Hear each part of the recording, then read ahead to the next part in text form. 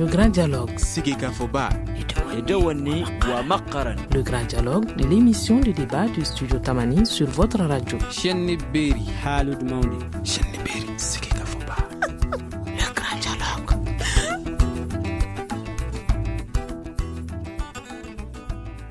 La reprise du procès d'Al-Faki Al-Mahdi à la Cour pénale internationale hier mardi, l'événement retient l'attention d'une bonne partie de la communauté internationale, notamment les organisations de défense des droits de l'homme. Aux djihadistes, on reproche la destruction des mausolées de Tombouctou.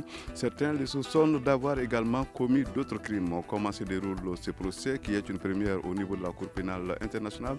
Le procès va-t-il tenir toutes ses promesses?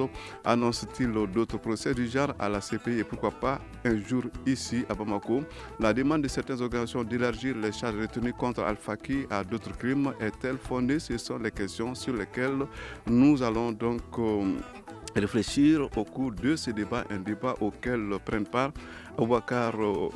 Amadou Boubacar Tekete, je m'excuse, il est le secrétaire général de l'AMDH, Maître Abdelman Touré, il est avocat au barreau, Abdoulaye Touré, président de l'association des victimes, et nous avons Ephraim Ririza, qui est donc journaliste, il est au journal Justice Info d'Ouganda.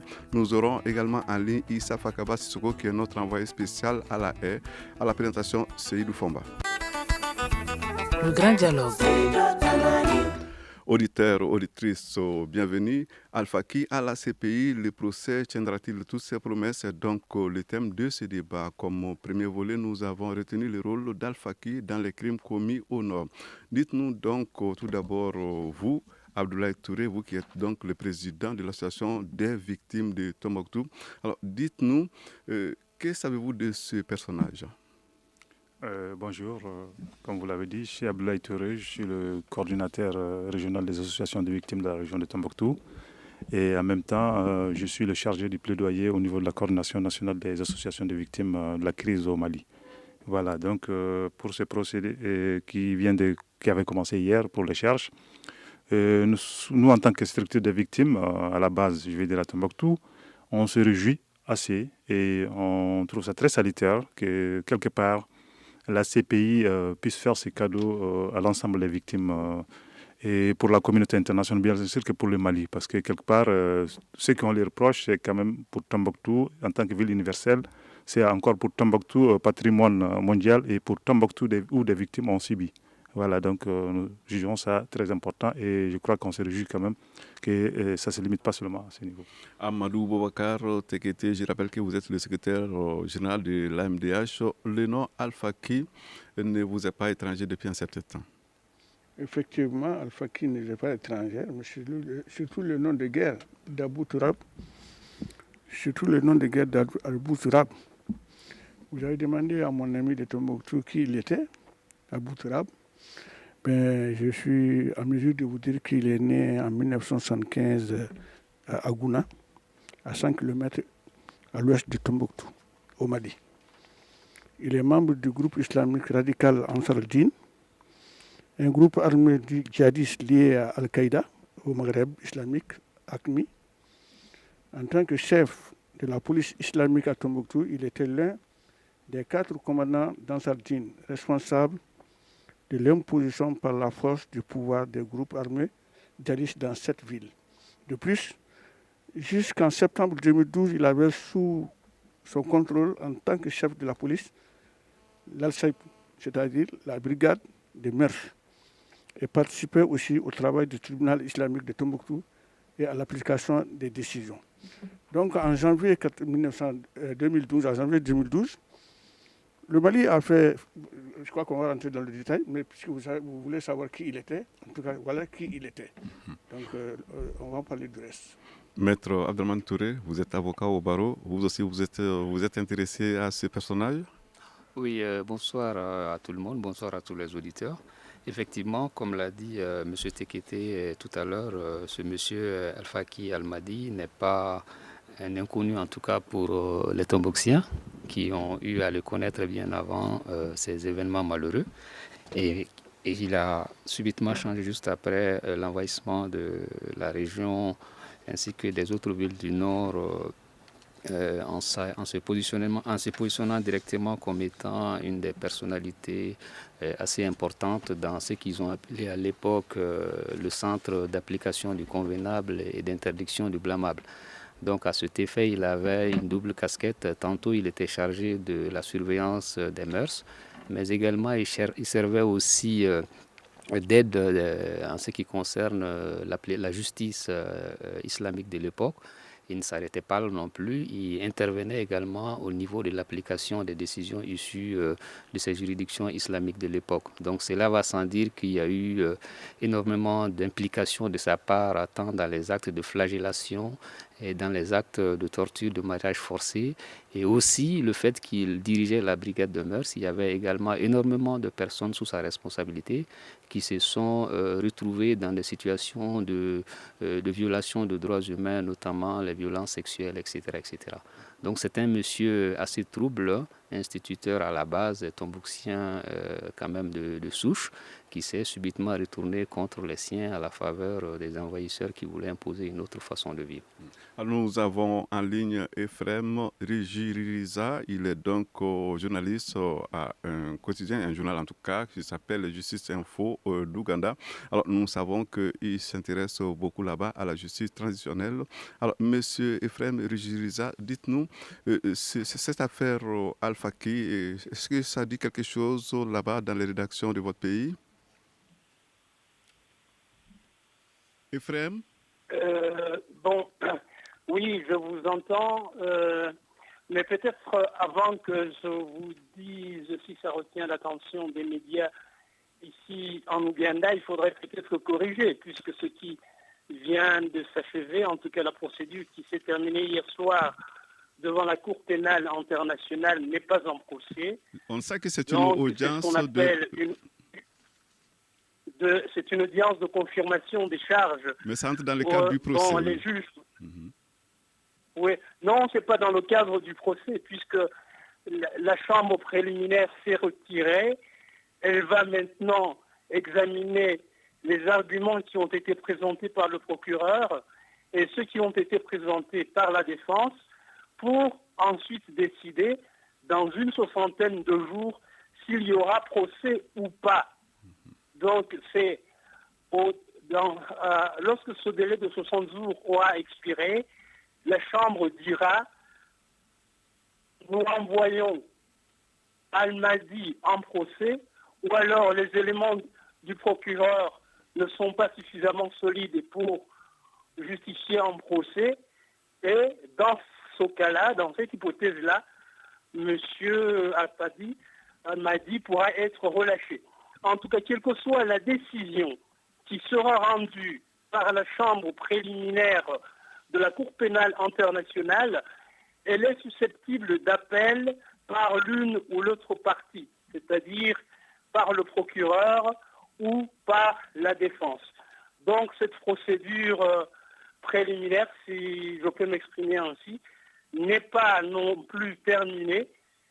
Même au bout des deux prochains mois, elle ne sera pas encore terminée puisqu'il y a possibilité d'appel. Alors y aura-t-il le procès ou pas? On ne sait pas pour l'instant. Cette affaire intéresse les médias locaux ici en Ouganda. Je dois le dire, pas tellement, puisque d'abord, ici, nous nous trouvons dans un univers, dans un monde entièrement anglophone, et puis nous sommes en Afrique de l'Est, où les médias s'intéressent, en tout cas très peu, à ce qui concerne l'Afrique de l'Ouest. Bon, il y a quand même quelques médias qui consacrent une demi-page ou quelques lignes à cette affaire, parce que c'est une affaire importante à trois titres. D'abord, c'est le premier djihadiste présumé qui comparaît devant l'international. Deuxièmement, c'est la première fois dans l'histoire pénale internationale que la destruction de mausolées, d'édifices religieux, de monuments historiques est considérée, qualifiée de crime contre l'humanité. Et puis, c'est bien sûr aussi le premier dossier de la Cour pénale internationale dans le cadre de son enquête sur la situation au Mali en 2012 et 2013. Voilà, nous au niveau de Justice Info, qui est un magazine qui appartient à la Fondation Hirondelle, comme Studio Tamani, ça nous intéresse parce que pour les raisons que je viens d'énumérer. Alors, merci pour quand même les précisions que vous avez apportées. Mais à présent, cette petite question, vous personnellement, pensez-vous qu'il y aura procès après cette phase préliminaire? Je n'ai pas suivi l'audience. Personnellement, j'ai pu, à travers les médias, suivre les arguments des uns et des autres, les arguments du procureur et les arguments de la défense. Donc, je ne veux pas m'ingérer dans le processus judiciaire. Je préfère attendre. Mais en tout cas, ce que je retiens, c'est que cette phase de dialogue de confirmation des charges envoie un message très fort à ceux qui pourraient être tentés de commettre des crimes du genre de ceux qui sont aujourd'hui reprochés à votre compatriote. On pense notamment à l'État islamique qui est en train de se livrer à des crimes de ce genre dans les territoires sous son contrôle. Et puis, c'est aussi une façon de dire aux Maliens, attention, la procureure de la CPI n'a pas encore bouclé ses enquêtes sur le Mali. Al-Faki ne sera certainement pas le seul. Il se pourrait qu'il y ait d'autres dossiers. Voilà, le message est clair, mais je ne veux pas préjuger de ce que sera la décision de la Chambre préliminaire de la CPI. Vous gardez donc la ligne, on vous retrouvera dans quelques minutes, le temps de retourner dans ce studio pour poser la question suivante à vous, M. Abdoulaye Touré, qui est donc le président, vous êtes le président de l'association des victimes de Tombouctou. Alors, on l'a compris, une audience de confirmation de charges, c'est quand même différent d'un procès, mais est-ce que vous pensez que les choses vont dans la bonne direction au niveau de la CPI? Nous l'espérons beaucoup parce que, quelque part, comme l'ont dit les grands frères, ce qui s'est passé à Tombouctou, ce n'est pas de la fiction. Donc je crois qu'il y a assez d'éléments. Il y a assez d'éléments qui peuvent aller contre M. Tourab. Et de ce fait, nous sommes très, très, très confiants qu'il y aura quand même une suite, je veux dire une procédure, comme l'a dit tout de suite l'autre, il y aura une procédure. Et on se réjouit quand même parce que quelque part, ça a été, je dirais, on a coupé un peu les herbes sous les pieds de la CVJR, qui devrait pouvoir enclencher des procédures de reconnaissance de ces actes culturels, mais aussi de ces violences commises par l'État envers l'occupation des djihadistes. Et pour dire franchement que nous, on est très sûrs, très confiants, parce que les éléments que nous allons peut-être aussi aider les enquêteurs dans le futur, peut-être on va saisir aussi la Cour, si possible, avec nos structures, pour essayer de monter des dossiers qui seront, avec nos partenaires des droits humains, valables pour confirmer tout ce qui s'est dit. Donc on est dans une procédure qui nous met vraiment un peu du baume au cœur pour qu'on se mette tous avec la CPI pour que ces procès puissent aller de loin. Amadou Wakar Tekete, est-ce que vous êtes confiant concernant ce qui pourra arriver au niveau de la CPI au sujet de ce monsieur Al-Faki? Bon, moi je suis plus que conscient, mais plus que confiant, tout simplement parce que déjà, nous, au niveau de la génération de la société des défenseurs des droits humains, nous pensons que les charges ne sont pas tout à fait suffisantes par rapport à ce qui a été dit. C'est vrai que si vous tenez compte de l'article 8, alinéa 2 des statuts de la Cour pénale internationale, donc déjà, il est dans le collimateur. Parce qu'il s'agit de quoi? C'est la destruction des bâtiments consacrés à la religion, des monuments historiques qui peuvent être constitutifs comme crimes de guerre.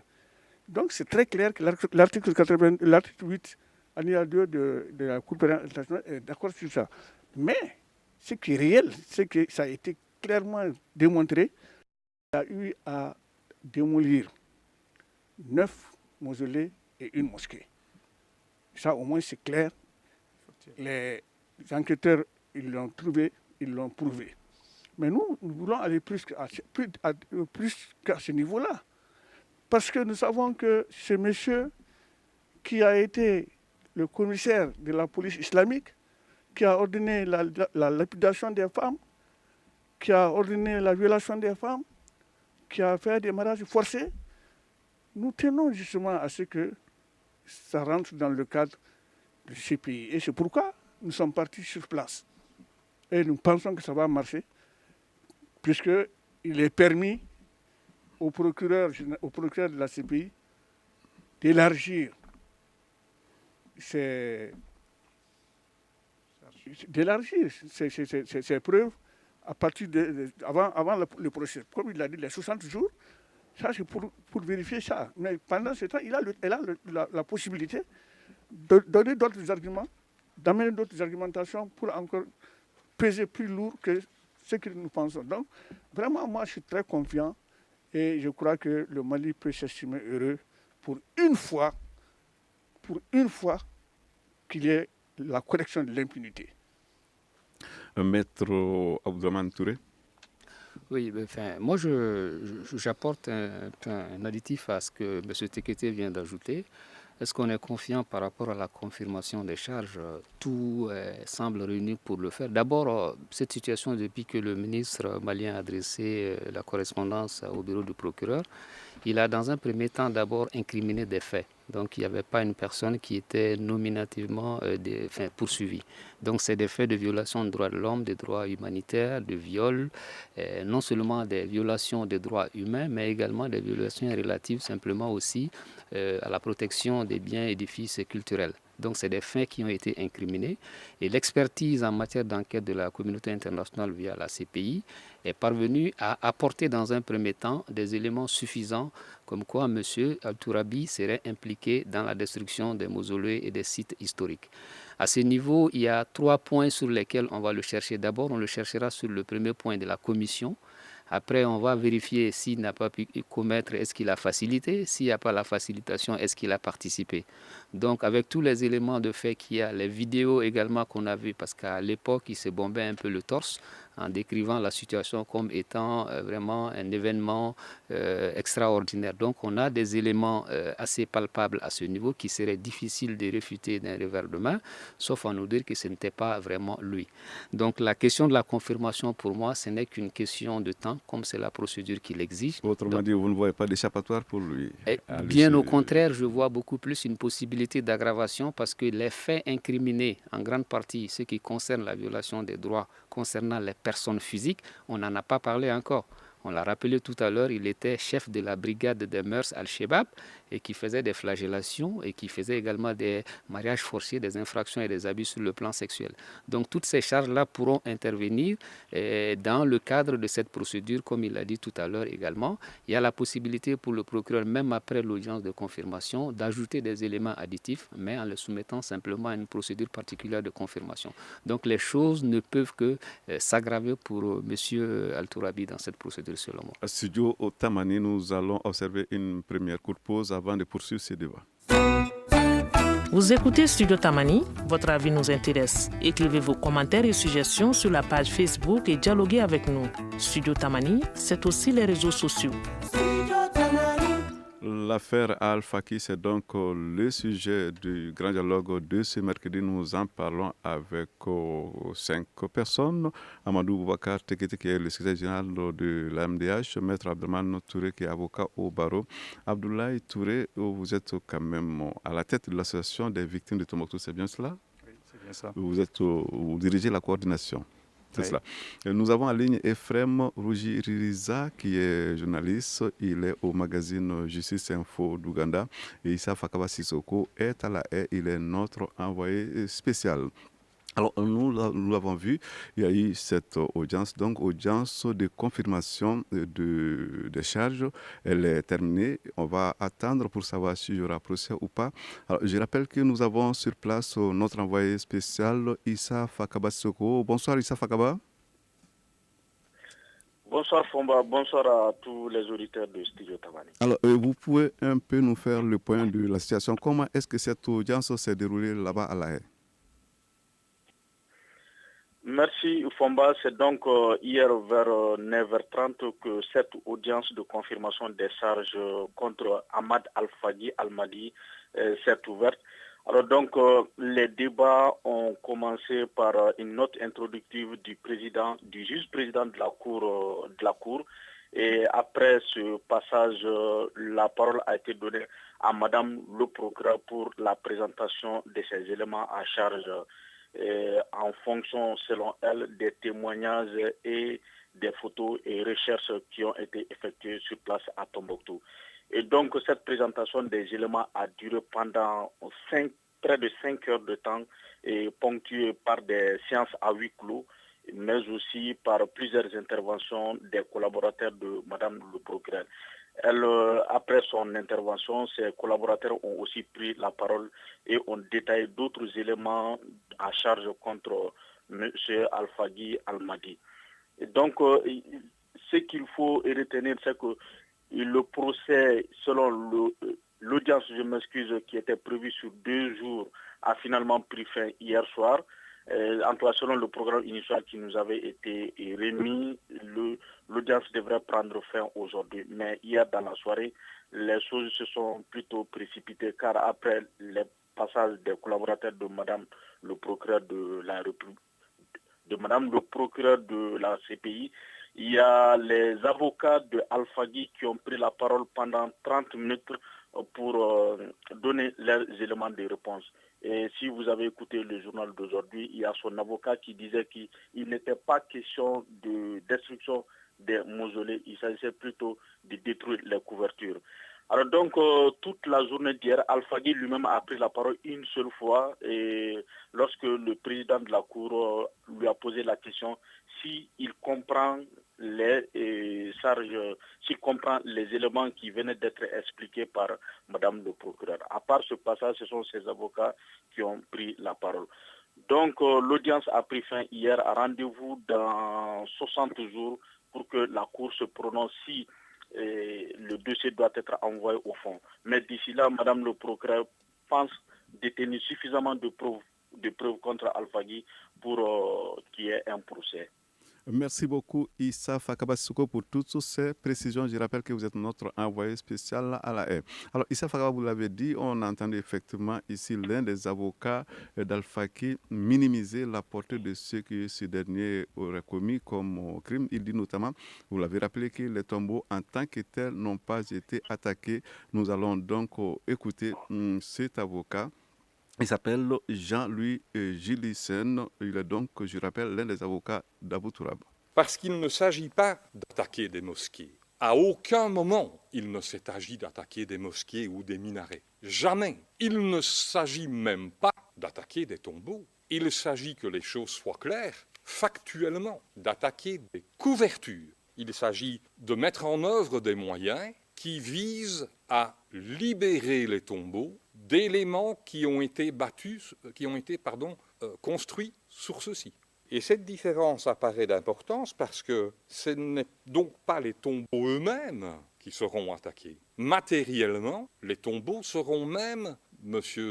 Al-Faki Al-Mahdi est très clair là-dessus, protégés. Il n'est pas question qu'on touche aux tombeaux ou à ce qu'ils contiennent. Et vous avez donc là toute la difficulté de ce cas. Vous avez entendu dans les éléments de preuve produits par M. le procureur les discours tenus par M. Al-Faki Al-Mahdi. Il s'agit de 2 visions du monde qui se heurtent et qui s'opposent. Vous avez effectivement une conception de la religion et la difficulté qui a été soulignée tout à l'heure par une de nos contradicteurs, de la définition de la religion. Et votre Chambre va être appelée à rendre une décision où je ne pense pas qu'elle définira la religion comme une pratique quelconque. Ces propos sont donc signés Maître Jean-Louis Gilessin, qui est donc l'un des avocats d'Abou Tourabo. Dites-nous, Abdoulaye Touré, vous êtes donc le patron de la coordination de l'association des victimes de Tombouctou. Ces propos de Maître Louis Gilessin, qu'est-ce que ça vous dit? C'est un peu amer. Je suis un peu choqué. C'est un avocat, sûrement les avocats, ils ont leur façon d'interpréter les choses. Mais parler de couverture ou même parler d'éléments bâtis pour des mausolées tellement sacrés pour un Tombouctousien, les matins, quand ils ont commencé à détruire ces mausolées, vous ne pouvez pas imaginer ce qui s'est passé à Tombouctou ce jour-là. Et prendre ces mausolées comme des couvertures, je ne sais pas, encore d'éléments bâtis, je ne sais pas. C'est choquant. C'est choquant, mais c'est l'avocat qui dit. Et nous, à Tombouctou, pour nous, ils ont franchi un seuil infranchissable. Et on savait que cette histoire ne pouvait que finir par un jour retrouver la vérité et être puni par les faits qu'on accomplit. Et les Tombouctoutiens vont tous se réjouir, le Mali entier va se réjouir que cette affaire ne pourra pas finir en queue de poisson. Que les avocats trouvent les mots, mais j'espère qu'ils vont trouver des mots quand même plus ou moins tolérants, parce que appeler les mausolées pour des Tombouctoutiens de couverture, ça c'est choquant. Alors, nous avons en ligne Ephrem Rigiriza, qui est donc du journal Justice Info d'Ouganda. Alors, dites-nous, vous avez certainement entendu ce que disait l'un des avocats de Al-Faki. C'était donc à la cour lors de l'audience. Alors, comment est-ce que vous réagissez à ces propos? Bon, pas de réaction comme telle, mais des interrogations. Qu'est-ce qu'il appelle les couvertures? Bon, des couvertures qui avaient été placées ou construites sur des mausolées ou sur des tombes, je ne comprends pas ce que ça veut dire. Et puis, si vraiment il s'agissait de couvertures, qui a mis ces couvertures? S'agit-il de Tombouctiens musulmans croyants qui les ont mis et qui y ont cru des années et des années? Dans tous les cas, s'il s'agit de cela, c'est bien quelque chose de sacré pour eux. Donc, qui faisait partie intégrante de leur identité religieuse et culturelle.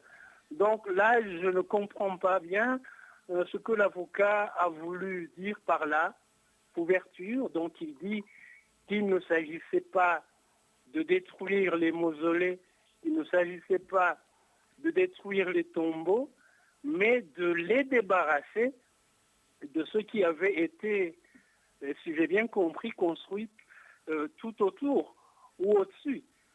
Bon, en tout cas, ces couvertures-là, si elles ont pu rester là-dessus pendant tant d'années, et avec le respect que leur vouait une population tout entière, dont je ne vois pas pourquoi il faudrait les minimiser.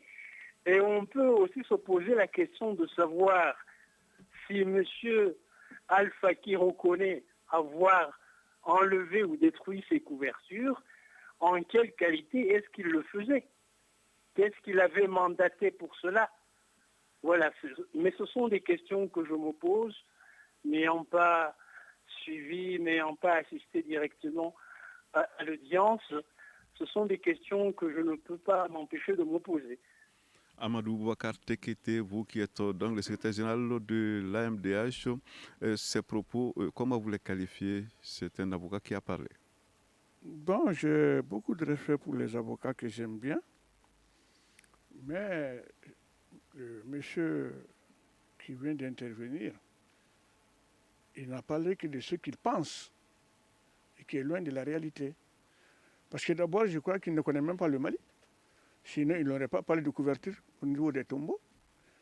Ensuite, il a parlé de est-ce qu'il s'agit de religion. L'islam est rentré au Mali depuis le 7e siècle, donc un siècle après le prophète. Et donc ça, je crois que lui, il ne connaît pas le Mali. C'est vrai qu'il est avocat et qu'il doit défendre son client, je le concède. Mais ce qui est réel, c'est que son client a bel et bien détruit des mausolées, a bel et bien mosquée Sidi Yaya. Ça, c'est quand même clair, c'est touché de tout le monde. Je ne le défends pas, je ne l'interdis pas de défendre son client, mais qu'il accepte quand même que sur le plan culturel et sur le plan culturel, il y a un mal qui a été fait. Non seulement sur le plan culturel, mais sur le plan culturel. Et là, on ne peut pas le pardonner. Personne à Tombouctou ne le pardonnera. Aucun musulman au Mali ne le pardonnera. Ça, il faut que ce soit très clair. Mais je n'interdis pas à l'avocat de défendre comme il veut, parce qu'il est avocat. Il a été pris pour ça. C'est son droit. Et comme je suis défenseur de droit, je l'accepte qu'il fasse sa défense. Mais la réalité est que nous condamnons et nous continuerons à condamner. Et on va aggraver l'accusation. Parce que réellement, il faut l'aggraver et il faut le donner plus fort que ça, parce que c'est plus fort que ce que l'on pense. Pensez qu'aujourd'hui, on peut faire au Mali, détruire des tombeaux, empêcher aux gens d'aller à la mosquée, couper les mains des gens, et violer les femmes, faire des mariages forcés, croire que ça va passer et que les Maliens vont rester comme ça. Aucun Malien, aucun musulman malien ne l'accepterait et tout le monde va le condamner parce que nous sommes musulmans depuis le 7e siècle. Ça, il faut que ce soit très clair. Maître Abdelrahmane Touré, je rappelle que vous êtes avocat au barreau. Alors, Jean-Louis, comment il s'appelle? Jean-Louis Gilissin, l'un des avocats d'Abou Tourab a donc parlé, vous l'avez écouté, la mission d'un avocat. Tout le monde le sait, c'est de défendre son client. Mais ces propos que nous venons d'entendre ne sont-ils pas quelque part un peu choquants? C'est une question de perception. Moi, je pense que la CPI, comme toutes les justices humaines, organise ce qu'on appelle les droits de la défense. Le fait, aussi grave soit-il, l'auteur mérite quand même une défense. C'est ce qu'on appelle les droits de la défense. Et dans la mise en œuvre de ces droits de la défense, il y a des conseils qui adoptent avec leurs clients ce qu'on appelle une stratégie de défense. En l'espèce, ils ont opté pour une stratégie, celle d'abord de plaider non coupable dans un premier temps, ne pas reconnaître le fait. Et dans le développement de cette stratégie, il fallait simplement jouer sur les failles et les petites notions qui peuvent prêter à confusion dans l'optique simplement de s'aimer le doute dans la tête des uns et des autres et de pouvoir trouver des moyens d'élargissement pour le client. En ce qui concerne cette position, c'est une position, mais elle ne résiste pas à l'analyse, dans la mesure où il y a une tentative de différenciation entre le mausolée et la tombe. Voyez-vous, le mausolée, en réalité, ce n'est qu'un monument funéraire plutôt, d'une grande dimension, et dans laquelle se trouve, n'est-ce pas, le corps du défunt. Contrairement à d'autres formes telles que les cénotapes, dans le cas où on ne trouve pas la personne, on fait un monument à la mémoire de la personne. Donc dans ce cadre-là, la tombe et le mausolée ne font que un. Voyez-vous, donc le mausolée est une tombe, mais simplement elle est bâtie. N'est-ce pas, il est bâti plutôt. Donc essayer de faire la différence entre la tombe et le mausolée, c'est une tentative qui peut être subtile, mais en réalité, elle n'a aucun moyen de prospérer, dans la mesure où la tombe peut être creusée soit dans la roche, soit dans la terre, comme elle peut être aussi bâtie. Et ce qui est reproché à M. Almadi dans ce cas, c'est les attaques contre les bâtiments consacrés à la religion. Voyez-vous, les mausolées qui sont en question sont des mausolées qui abritent des saints. Il y a des personnes également qui respectent énormément ces saints-là. Il y a des personnes également qui se reconnaissent en l'action de ces saints et veulent adopter le même chemin que ces saints-là ont adopté dans le sens de la religion. Donc ces bâtiments sont classés et souvent il y en a qui sont même logés dans des mosquées. Voyez-vous, ce n'est pas des choses banales qu'on trouve un peu partout. Donc il s'agit ici en l'espèce en réalité de bâtiments consacrés à la religion. Il veut ramener la question maintenant sur des subtilités en essayant de faire la différence entre le mausolée et la tombe. Mais en réalité, ce sont des choses qui ne tiendront pas. L'autre aspect qui peut être un peu dérangeant, c'est surtout la posture de ce monsieur-là. D'habitude, les djihadistes, c'est des personnes qui sont censées être dans des convictions tellement profondes qu'elles ne vont jamais nier leur idéal. Moi, je pense que si ce monsieur est un djihadiste comme il l'entend, il n'a vraiment pas à refuser d'assumer ce qu'il a eu à poser. Des personnes qui sont capables de donner leur vie, de se faire exploser dans la masse, de laisser passer ce que l'homme a de plus capital, n'est-ce pas? Ça, c'est des personnes qui se reconnaissent très souvent dans ce genre d'action. Mais ça démontre simplement que c'est des personnes qui ont une conviction assez volatile, qui surfent au gré des événements et des alliances et se positionnent. Et sinon, venir jusque-là et essayer de nier cela, moi je pense que ce n'est pas une attitude courageuse, ce n'est pas une attitude digne quand même d'une personne qui se réclamait d'un islam où la voie du Dieu est le seul chemin qu'il voulait tracer. Contrairement à l'autre, je ne l'apprécie pas, qui est à Gao, celui qui était de la police islamique, qui coupait les mains. Il a été le seul parmi tous ceux qui ont été arrêtés à reconnaître et à assumer pratiquement ce qu'il a fait dans le sens de ses convictions religieuses. Donc Al-Mahdi, ça veut dire simplement que non seulement ce n'est pas un musulman, ce qui est d'ailleurs une réalité, ce n'est pas non plus un djihadiste non plus. Donc c'est un monsieur qui a un esprit, une idéologie assez volatile, qui peut changer de camp au gré des situations.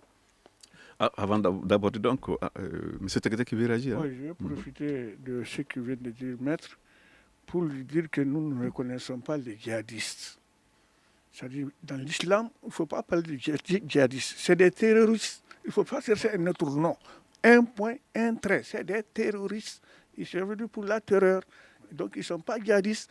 Le prophète, sallallahu alayhi wa sallam, il dit que l'extrémisme n'est pas religieux. Donc, djihadistes, là, il faut laisser tomber. Parce que djihadistes, c'est une manière de vraiment leur donner une valeur. Ils n'ont pas de valeur. C'est des terroristes, purement et simplement. Là, je tenais à ça parce que vraiment, il faut ça. Avant donc, vous aussi, vous voulez réagir Non, je rajoute parce qu'effectivement, c'est ce matin qu'ils ont commencé à casser les mausolées. Vous ne pouvez pas imaginer la terreur qu'ils ont semée dans la ville. La ville a été terrifiée, dans le vrai sens. C'est la terreur, hein, c'est vraiment du terrorisme. Point barre. Alors, avant d'aborder le dernier volet de ce débat, cette question à vous personnellement, Abdoulaye Touré, de l'Association des victimes de Tombouctou. Certaines organisations de défense des droits de l'homme voudraient que les charges retenues contre Al-Faki soient élargies à d'autres crimes. Est-ce que vous partagez ces soucis? Je crois qu'on est partenaire avec les organisations de défense des droits humains, et la MDH ici, la FDH et tous les autres. Et au fait, nous avons déjà déposé 33 plaintes le 6 mars 2015. Et parmi ces plaintes déposées ici à Bamako, parce que les avocats se sont rendus sur le terrain, et pour les victimes enquêtées, il y a des éléments qui vont dans ces procès. Donc, vous dire que ce n'est qu'un début. On tient à ce que ces procès aboutissent parce qu'il va de l'honneur et de la dignité de nos victimes qui souffrent de ce qui s'est passé à Tombouctou. Alors, je rappelle que nous avons en ligne Ephrem Rigiriza, qui est donc du magazine Justice Info, site web Justice Info, spécialisé donc sur la justice transitionnelle. Alors, dites-nous, monsieur, ce procès, quand même, c'est une première au niveau de la CPI. Est-ce qu'il pourra annoncer d'autres procès du genre? Ah oui, je l'ai dit au début, en tout cas c'est un signe fort qui est envoyé notamment à l'État islamique qui est en train de commettre des crimes du genre de ceux qui sont reprochés aujourd'hui à M. Al-Faki. Donc, la procureure Fatou Bensouda l'a clairement expliqué hier dans son intervention, s'attaquer à ces édifices religieux ou à ces monuments historiques qui constituent l'identité culturelle. Il y a tout à l'heure un intervenant qui a souligné même l'identité culturelle de tout un peuple. Cela constitue un crime de guerre. Ça peut même constituer un crime contre l'humanité. Donc, on espère que, en tout cas, c'est une première et qui devrait, je crois, servir de leçon à ceux qui, à travers le monde, se livrent à des actes pareils. Et surtout que, comme l'a encore souligné Fatou Bensouda, après avoir perpétré des crimes de ce genre, donc après avoir détruit des mausolées, des édifices religieux ou des monuments historiques dont tout un peuple se sent en quelque sorte fier. Alors, qu'est-ce qui reste maintenant? Qu'est-ce qui reste après? C'est de s'attaquer directement à cette population par des crimes qui la frappent dans sa chair. Et c'est ce que les militants des droits de l'homme au Mali sont en train de réclamer de façon légitime, à mon avis. J'ai entendu parler de crimes sexuels, de violences sexuelles. J'ai entendu parler de flagellation. Et la destruction de ces mausolées, elle a servi de lit à tout ça. Qu'est-ce qui est resté? Qu'est-ce qui est resté après avoir détruit quelqu'un dans son identité, dans sa fierté? Qu'est-ce qui restait maintenant? C'était de s'attaquer à ces personnes-là dans leur chair maintenant. Amadou Boubacar Tekete de l'AMDH. Merci. Nous avons effectivement déposé une plainte au nom de 33 victimes, comme l'a dit M. Touré. Touré. Et devant la justice malienne en mars 2015, visant Al-Faki et 14 autres personnes pour crimes de guerre et crimes contre l'humanité, incluant des crimes sexuels. Et là, nous tenons à ça. C'est pourquoi aujourd'hui, mon président est à La Haye avec notre collaborateur, notre partenaire de l'UDAF, pour qu'on puisse effectivement tenir compte de ça, pour que ça puisse effectivement être mis en compte par rapport à la CPI. Sinon, au niveau du Mali déjà, la plainte est déposée et les enquêtes continuent. Les enquêtes continuent. On est même partie civile accompagnant les 33 victimes. Alors, Maître Touré, Maître Abdraman Touré, avocat au barreau, est-ce qu'il y aura donc d'autres procès, non seulement à La Haye, mais est-ce qu'on peut s'attendre à avoir un procès du genre ici à Bamako? Bon, à Bamako, c'est un souhait. Mais pour revenir un peu sur ce qui a été dit tout à l'heure, je confirme parfaitement que les actes posés par ce monsieur et ses semblables procèdent ce qu'on appelle le nettoyage purement culturel. Et de l'autre côté aussi, dire que ça a une dimension aussi symbolique dans la perspective de la lutte contre l'impunité. Et que dorénavant, chacun sait que si on s'attaque à des monuments, à des édifices dédiés à la religion, à l'enseignement, en tout cas des choses qui font et participent de notre identité culturelle, on ne peut pas rester impuni. Maintenant, la possibilité d'un procès de ce genre ici au Mali, c'est souhaitable, mais dans les faits actuels, ça va être très très difficile. Ça a été dit tout à l'heure, les organisations de défense des droits de l'homme, Wildaf et tout le reste, ont également dénoncé beaucoup de choses qui ont eu des débuts, n'est-ce pas? Il y a eu des débuts de procédure dans certains cas, mais à la fin, et très souvent, pour des raisons quand même de mesures de restauration de confiance entre les entités non étatiques et l'État du Mali, certaines personnes quand même fortement soupçonnées se sont trouvées élargies. Donc au nom de cette quête de paix, au nom de la fragilité même de ce dialogue quand même qui est assez embryonnaire, il va sans dire qu'il serait très difficile d'être en mesure d'organiser ce genre de procès. Si vous regardez bien même la lettre que le ministre de la Justice de l'époque avait envoyée au bureau du procureur, il avait dit que le Mali n'était pas en mesure de poursuivre ou de juger ces personnes-là. Donc c'était des impossibilités de fait, mais pas de droit. Dans la mesure où le droit national également a des dispositions qui peuvent s'appliquer, notamment la destruction de tombeaux, destruction d'édifices, mais compte tenu du factuel, l'impossibilité de rechercher ces gens, l'impossibilité d'aller rassembler les preuves, et compte tenu de tout cela, maintenant, on a décidé d'aller vers la CPI. Jusqu'à présent, le pays reste encore fragile sur ce plan, et cette impossibilité de fait, pour moi, est encore prégnante, et il serait encore très difficile et prématuré pour nous de dire qu'on peut organiser des procès de ce genre encore ici. Ce n'est qu'une opinion, mais bon. Alors, nous donnons la parole à vous, Amadou Boubacar Tekete, juste pour une trentaine de secondes. Ok, merci. Je veux tout simplement dire à Maître que nous pensons très sincèrement qu'avec une volonté politique, tout est possible. Parce que lorsqu'il a parlé de ceux qui ont été élargis, ils ont été élargis au nom de quoi? Au nom de la réconciliation? Au nom de la paix? Mais ce n'est pas en encourageant l'impunité qu'on aura une réconciliation nationale.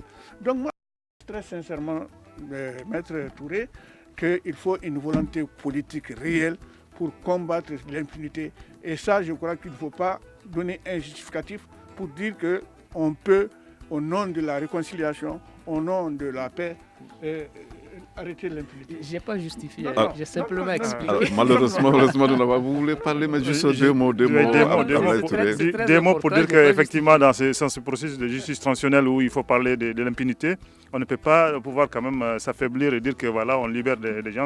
Ça crée des frustrations, des indignations et on ne pourra pas réconcilier. Voilà, c'est sur ces donc propos on souhaite que les autorités prennent en charge. Voilà, c'est sur ces propos que s'achèvent ces débats auxquels donc, on a pris par Amadou Boubacar, secrétaire général de la MDH, Maître Abdraman Touré, avocat au barreau, Abdoulaye Touré, président de l'association des victimes de Tombouctou, et vraiment Juririza, journaliste au magazine Info d'Ouganda, Justice Info. Issa Fakaba a pris part à l'émission. On se retrouve donc demain pour un autre débat. Le grand dialogue.